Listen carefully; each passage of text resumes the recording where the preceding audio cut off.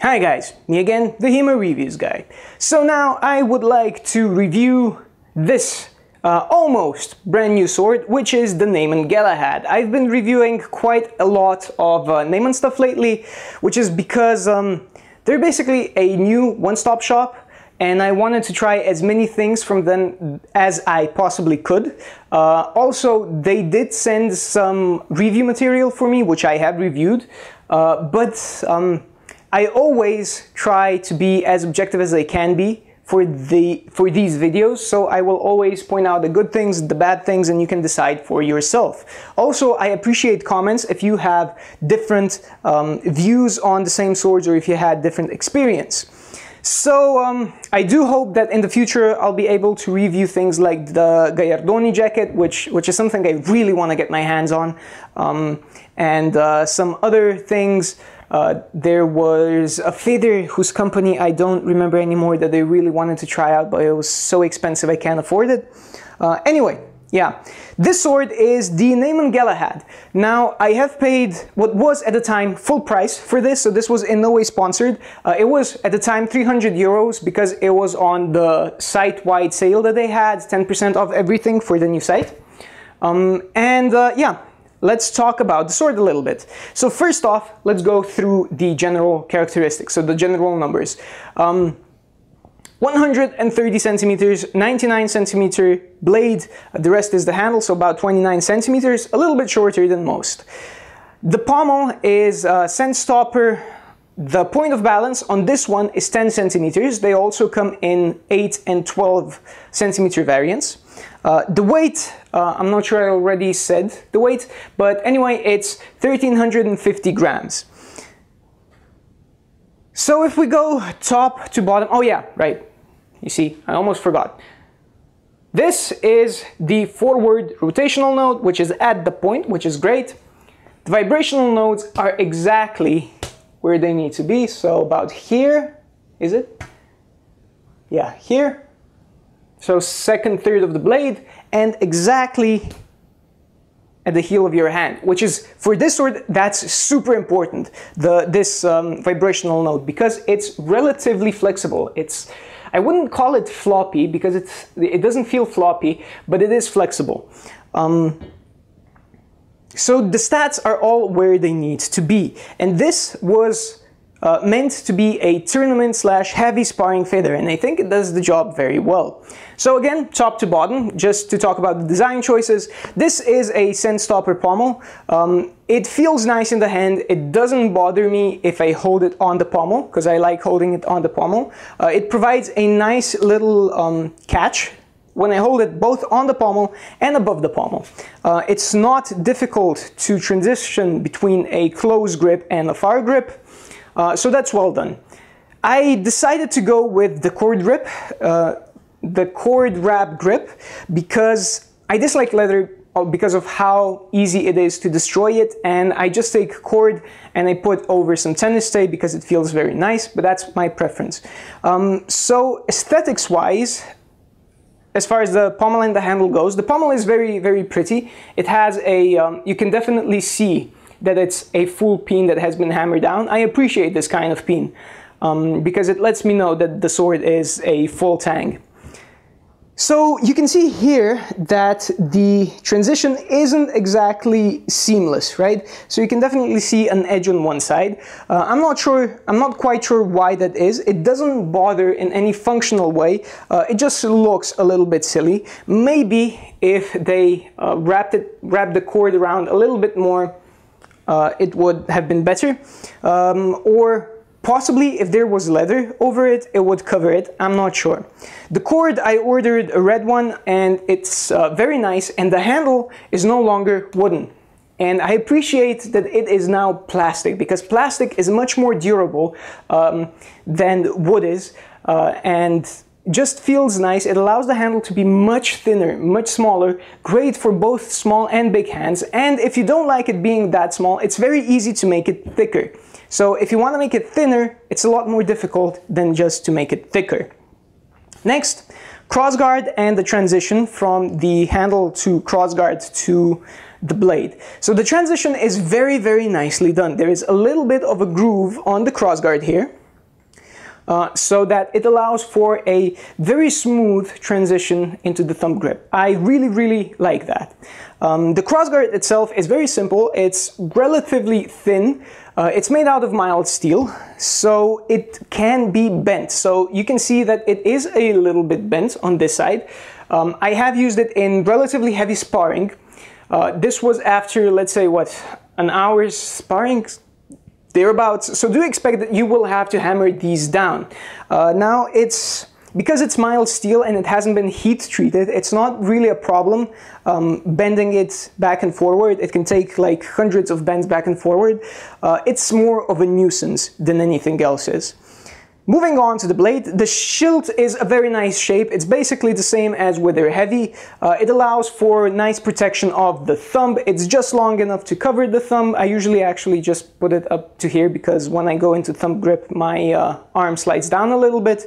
The shape allows for very nice catching of the opponent's blade, and that's it basically. The fuller doesn't extend into the shield, which it doesn't look great, but on the other hand, it allows for unobtrused switching to the thumb grip, which I guess is more important to me as a fighter. Next, the blade is of a hexagonal shape. That means that the edges have a slope to it so that it doesn't burr as easily as it would otherwise. And it kneads very nicely. I have so far, but I've only had one training. So far, I've had no major nicks in it. Seeing how this is the same steel as their heavy feather, I am relatively confident that the steel is good. The point is very thick, so it's just basically a thickened end of the blade, but it's also a little bit sharp. So they made it sharp so that it would catch more easily on the mask and whatnot. However, if you get hit in the point and it creates a burr, it's going to be very easy for it to catch on jackets and tear them. So I do hope that they will start rounding the points as well. Otherwise, just take a little bit of sports tape and put it around as a quick fix. Again, something that I think Neyman should do is round the edges. So now let's talk about my grades and the numbers. So basically, I'll start with aesthetics. It's not the prettiest looking sword. While handling wise, it's very good. The aesthetics are just very plain, very utilitarian. So I'm gonna give it a 7 out of 10 for that. It just looks like what you would expect a feather to look like a beater feather, not a very fancy one. So yeah, aesthetics gets a 7. For handling purposes, by the way, this is just informative. This is the first look, so maybe grades aren't the best idea, but anyway. For handling purposes, so far, it handles really nicely. I was afraid that the flex, which is, by the way, very flexy, would be a problem. However, because the flex is halfway through the blade, it doesn't provide much of an issue because this is stiff enough to compensate for that. Basically, the only time where I felt I had a disadvantage, well, let's say the only time I felt that it was too flexible was when I went into a strike and I wanted to parry or defend myself with a hanging guard, and the opponent just kind of leaned onto the sword, and I could feel it doing this. Otherwise, I had no problem with it being too flexible. It also did not hurt my wrist because the vibrational node is superbly placed. So handling wise, right now, it actually handles very similarly to how the Dubringer feather handled. And remember, Dubringer was my favorite sword, so I do like it. I thought it might have been a little bit too light at 1350 grams, but the 10 centimeters point of balance actually does compensate for that a little bit, so it feels fine and it strikes so well. By that I mean it strikes lightly enough that you won't be afraid that you'll give your opponent a concussion or a broken rib in a stab or something, and it has enough mass at the front that you do actually feel like you are cutting through. So it doesn't have the problem that the Regeni standard has, that there is no mass towards the front of the blade. It has a very nice mass distribution throughout the blade. So yes, handling wise, so far very good. I'm not sure now. I'm not going to give it a grade for handling because I do feel it needs more testing. However, I am very, very hopeful for it. Safety-wise, it seems I'm going to give it a 9 out of 10 for two reasons. First, the sharp edges on the point, and second, the crossguard doesn't have something like a button end just for ringen am schwert. This might be a little bit painful. It doesn't have an axe head like you can see on some swords. Thankfully, mostly not feathers, that just kind of get very thin here. Those are extremely dangerous in my opinion. But it does have like kind of a, you know, with Regenier feathers that kind of go into a circle towards the end. It kind of has that kind of thing going on, but not as large. So it's completely acceptable, but it's not perfect. Something like a button end would be even better, but a button end does look ugly, so you know, it's a trade-off. However, I'm always in favor of functionality over aesthetics. Price performance ratio, again, I'm not sure about the performance. However, this does seem to be a superb tournament weapon because it's very fast. It allows you to strike very solidly while still feeling where your sword is, so knowing where your point is.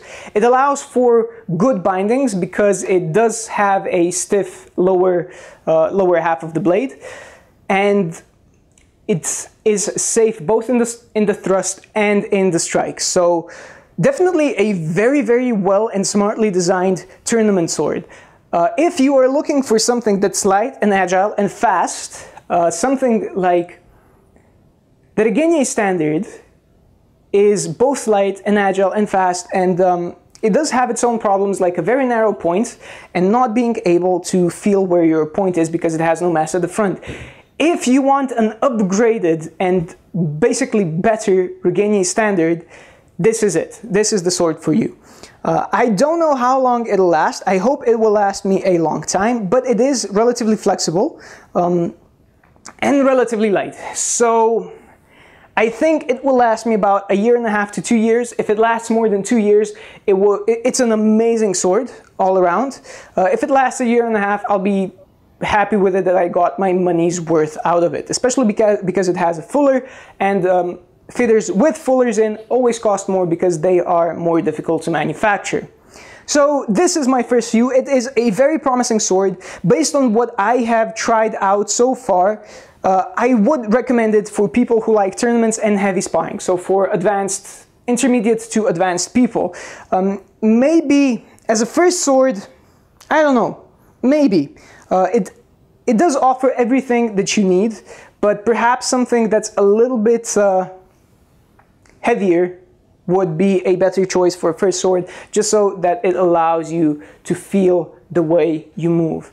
But if you are not very physically strong, or if you just like lighter swords, this is definitely the one that you should look at. So would I recommend it? Yeah, definitely. I would recommend this sword. I hope this was useful for you, and until next time, have a good one.